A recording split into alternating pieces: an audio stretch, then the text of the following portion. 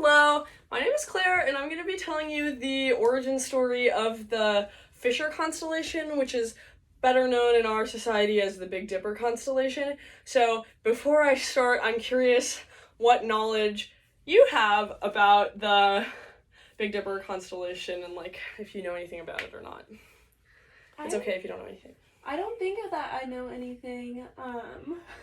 I think it might be like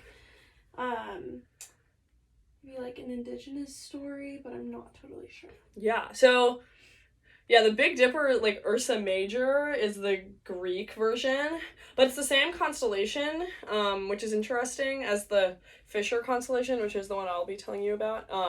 So both groups of people looked at the same night sky and saw a very similar constellation, but there's different stories. So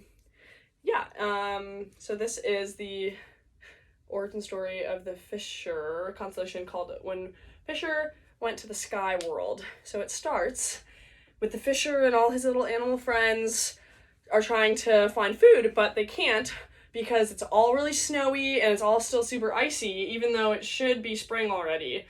And they're like, what is going on? We need to find food. This is not sustainable. And so the Wolverine is like, okay, I am gonna go to the sky world to see what's happening because the seasons aren't changing, so something is probably happening up there. So they're like, all right, you got it. And he goes away for a while, and then a few days later he comes back and he reports that the ogres in the sky world have captured all of the birds, and that is why the seasons aren't changing.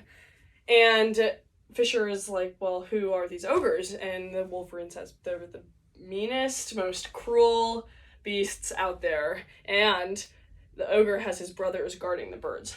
The Fisher says, all right, he straps on his bow and gets his quivers, and he sets off. And to get to the sky world, he climbs up this huge pine tree, and once he gets to the top, he leaps the space into the sky world, and it's warm, and there's bees buzzing everywhere. It's pretty awesome. And so he walks around for a little while to find the problem, and then he sees it. And immediately he thinks, okay, quickness is going to be my only asset because he's small and fast. And so he quickly darts around and opens these birch bark mock-ups that have the birds imprisoned in them, and the birds swarm out back down into Earth. And so he succeeded at that, but his escape is still necessary, and the ogres are right on his tail, and he's running really, really fast trying to get out of the way, and they're shooting all of the arrows at him. But he evades them, and he jumps through the hole and falls down into the earth again, but he knows that they're right on his tail, and they're chasing him, and he doesn't know what to do. He's like, I can't escape.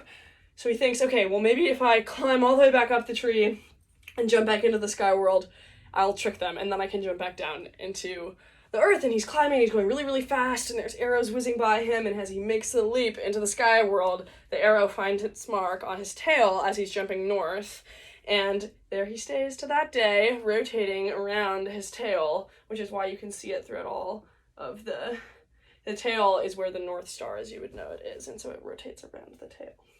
And that is the story of the Fisher going to the sky world.